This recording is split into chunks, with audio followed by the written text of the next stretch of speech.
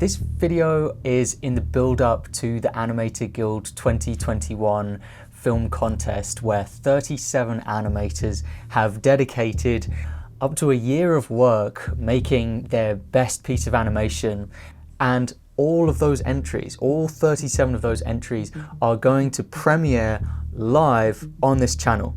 And I'm super excited to show you guys all of the hard work that's gone in from all of these different members of the community who have gotten together and animated a variety of short films. And you'll be able to watch the live premiere of that on this channel, and you'll be able to engage with myself and other members of the community in the live chat on the premiering video. Once it's premiered, then it will be available just as a regular YouTube video. So they're all going head to head for a chance to win one of these Huion tablets. I've got 4 tablets here. Huion just sent me 3 of their tablets, 3 different types of tablets, which I'm going to be demonstrating in this video, and then I'm going to send them on their way off to the first, second and third place in the overall rankings of the contest. And we've got a 4th one here because they also sent me one in the past, a Huion Kamvas 13. And so I've got that one there as a backup in case there is a joint entry for the first, second or third place. As well as the tablet, they also have a chance to win a unique, one-of-a-kind Animator Guild Champion hoodie.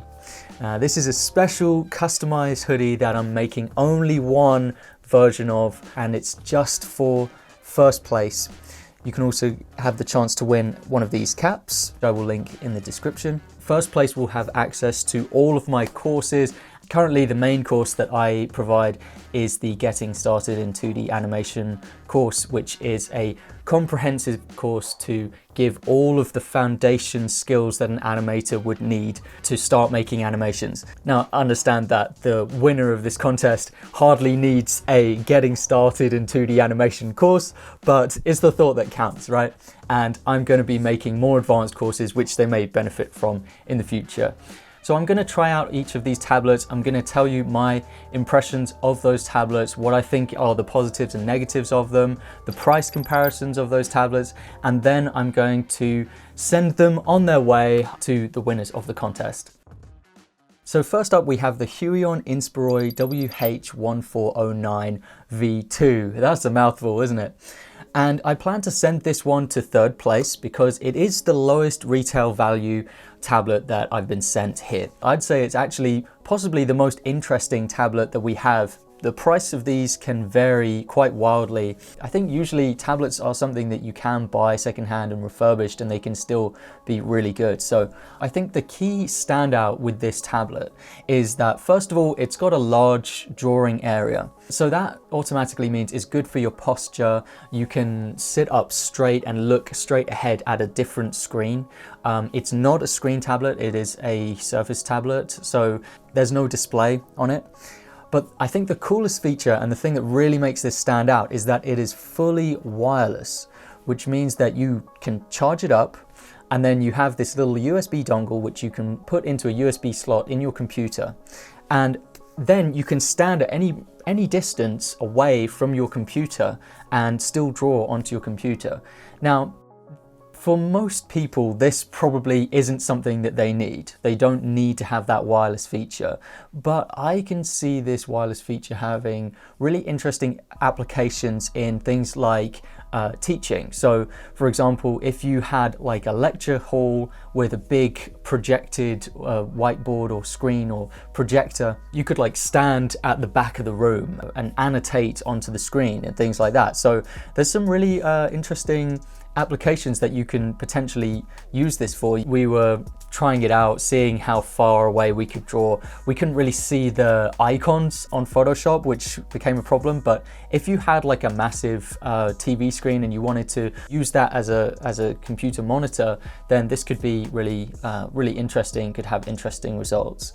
It's very sleek, it's lightweight, it feels nice when you hold it in your arm, and it's nice to just be able to walk about and pace about. So yeah, I really like this tablet. It's probably not their most popular model because it is very niche. It's almost at the price where you could get a screen tablet, but not quite. And there are plenty of buttons, which is really good that there's like a dozen buttons on just one side. And I think that's also very necessary if you're going to be standing away from your computer screen where you can't access the keyboard. You need a lot of hotkeys like that. The key difficulty I see with this one is that it's kind of portable. The reason for that is because it's very big. It might not fit in your backpack, it might not fit in your briefcase. And if you've ever used wireless devices, you understand the drawbacks of having a wireless device. You need to charge it. It can run out of charge while it's not plugged into anything. But they do also have the alternative. They have the USB cable in case you don't want to run it off the charge and you just want to have it connected like an ordinary tablet. It can be that as well. In terms of pressure sensitivity and smoothness and everything, I found it really easy to make these really smooth lines. I could effortlessly create these big, smooth curves. You know, a tablet that's a little bit larger than other smaller tablets is a really good investment for anyone who has hand strains. Next up, we have the Kamvas 13. So this is the tablet that I was sent the last time I worked with Huion, and so I thought I'd include it in this video. The key standout for this, I would say, is that it's a small portable screen tablet that is very good value for money. It's better value for money than the Kamvas Pro 13, which is the one I'll be reviewing next. And it's very similar in how it looks, in the size. The drawback of it is that it doesn't have a touch strip. It instead has keys, so it makes up for that in having more keys than the Kamvas Pro 13. It's very similar to the Kamvas Pro, that's what I was saying. And it's more affordable. And if you're desperate for a screen tablet and you're just scraping together enough money to get a screen tablet, this is a good one because it's quite affordable as screen display tablets go. So this one appears to be a decent option. Then we have the Kamvas Pro 13 instead of just the Kamvas 13. And so this one will be awarded to second place in the contest, whoever comes in second overall as determined by the 3 judges. The key standout of this is that, like before, it's a small portable screen tablet. They really emphasize portability with these. So they've made them really slim, like really streamlined. They look really nice, they feel nice. The key drawback with this is that they've got a touch strip, which is lovely. I love having a touch strip for animation because I like to, just like traditional animation, I like to scrub through my animation. But they've got very few buttons on the side of this. If you are the kind of person who, the hand that they're not drawing with, they just go to their keyboard and they're just using the keyboard, then you won't mind not having many buttons on the side. But if you're not one of those people and you want your both hands on the tablet, you are probably going to not feel like there's enough keys on this. And interestingly, the Kamvas 13 has more buttons than this. Even though it's the cheaper of the 2 tablets, it has more buttons. This might be because I got the settings wrong, but it appeared as though I couldn't tap it. What I like about the Wacom touch strips is that I can scroll like this through my keyframes, but I can also tap along just to go 1 frame at a time. And I found that I wasn't able to do that with the Huion touch strip. I found that the brightness settings were, when you look next to it, to my Surface Book 3, you can see a big difference in the brightness that it can go to and the kind of vivid color, the contrast and things. It's hard to work in like a very bright area with this. It felt dark when put next to my laptop screen. I understand there's a massive price difference between getting a Surface Book and a Huion tablet, so it's kind of to be expected, you know. And also the resolution of these 13-inch screen tablets is only 1920 by 1080, which is not that big when you compare it with like a 4K or a 2.5K even tablet. But I think it's workable, you know. I've worked off of that resolution for many years, but all in all, this is a pretty good all-round tablet. It's small enough to fit in your backpack, in your briefcase. It feels really nice, it looks really nice. You wanted to get a display tablet, this is a pretty good starting one.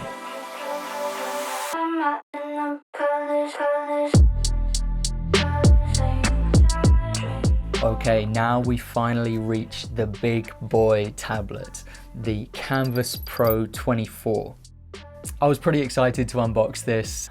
It's quite an experience unboxing one of these. It's significantly bigger than the other ones. That's the first impression I got from it. There are a lot of 24-inch tablets out there. Pretty much every tablet brand has their own 24-inch tablet. You know, Wacom has one, Huion has one, XP Pen has one, Artisol probably has one, I haven't checked. And honestly, there's not much difference between them from what I can tell. If you wanted to get a large tablet, I think you'd be saving money by going with Huion over Wacom, and you might not even notice any differences between them. They've both got very good calibration, pressure sensitivity. There's no parallax on the screen, so I don't know if you'd notice the difference day to day when working on your animations if you went with a Huion tablet over a Wacom tablet, but you might feel the difference in your wallet. The key standout with this is that it is a big screen tablet with 2.5K resolution. So not 4K, but also it's not 1080p, it's better than 1080p. 2.5K resolution I've found is adequate for most of the animation stuff that I do. By the way, you can still make things that are 4K resolution, it's just that the screen is not displaying that 4K resolution when you look at it. So it's not the most expensive of this size, but it's also not the cheapest, I believe. It's also not the cheapest of this size, so it puts it in a mid-range somewhere. With a tablet this size, it's not trying to be portable. It's not designed for you to cart it around to different places. And I kind of like that, to be honest, because when they drop the portability aspect, it means that they don't have to compromise with the other aspects of their design. So things like the resolution, the power supply, the ergonomics, these are all improved from it not needing to be a portable tablet. So for example, you've got screw holes in the back so that you could actually have this on a stand, on a wall mount or something like that, which I personally really like. I like having an arm like this, you know, something that I can actually move around into the perfect position. So here are some of the key standouts from having the big boy, the 24-inch canvas. There's enough room to have your reference and your canvas on the same page if you want to, so you might actually be able to get away with this instead of a dual monitor setup if you're using reference, which you should be. It's a nice ergonomic drawing experience. Like I said before, if you suffer from hand cramps or anything like that, poor posture, working on a bigger screen is beneficial. It helps to reduce hand cramps because you're using your arm, you're putting your body into it, which is good. It's good for gesture as well. If you struggle with gesture drawing, working on a bigger canvas is good for that. It's also good for if you paint landscapes, not even painting, just drawing landscapes or illustrations, things like that, because you don't have to zoom in as much. You can just work from out far, and you don't have to zoom in at all to get those little details. I don't see the need to go any bigger than this, to be honest. I think Wacom does like a 32-inch sized one. I just don't see the point. I don't think you need to go bigger. I suppose the extra room is could be nice, but I think it's overkill. It's also a big flex to have a big tablet. Someone comes into your room and they see a massive tablet, they're like, oh, he's a serious artist. Instead of like a little thing, and then they're like, oh, it's a hobby that he likes to do every now and then, you know. So I know that shouldn't be a factor, but it is a flex to have a big tablet. So my thoughts on the Huion range of tablets in general. They are a serious contender in the space of graphics tablets. Anyone who's trying to buy a graphics tablet, if they're making a comparisons table, make sure that Huion is on that list because they are a serious contender in this. That being said, they're all doing similar things, these tablet brands. Of course, Wacom was the first, I believe, and is still kind of out ahead, but the other tablet brands like XP Pen and Wacom and Artisol, I believe, I haven't worked with Artisol, but they are all kind of playing catch up. They all have similar designs. They're going after a very similar thing, a very similar market. Wacom, because they are the industry leader, they price theirs in a tier above these other ones. My biggest drawback with the Huion designs is the stand. The stand bugs me. I don't like the fact that it's using gravity and it has this little lip on the stand that just is used to prop this. I've done animations whilst on the train, whilst on a plane, whilst in the car. I've done that, and you want it to be secure. You want it to be fastened in. If you don't care about that, then you should definitely consider Huion, because that's my main drawback with them. And other than that, I don't have much bad to say about them, really. It's really nice to have the contest backed by a tablet manufacturer, especially one as good, as high quality as Huion. The part of the deal was that I would make this review video for them. So I am fulfilling my part of the deal to Huion. Because they sent them to me directly, I now am going to have to send these tablets out to any place in the world, which could be quite expensive. If you want to help with that, you can buy a t-shirt, you can buy a cap. It's in the store. I'll leave it up in the information thing, whichever side it is. And I appreciate anyone who can support me that way. And you can get yourself some merchandise as well. And it looks pretty cool, I think. Thanks for watching, and I'll see you in the next video. Goodbye.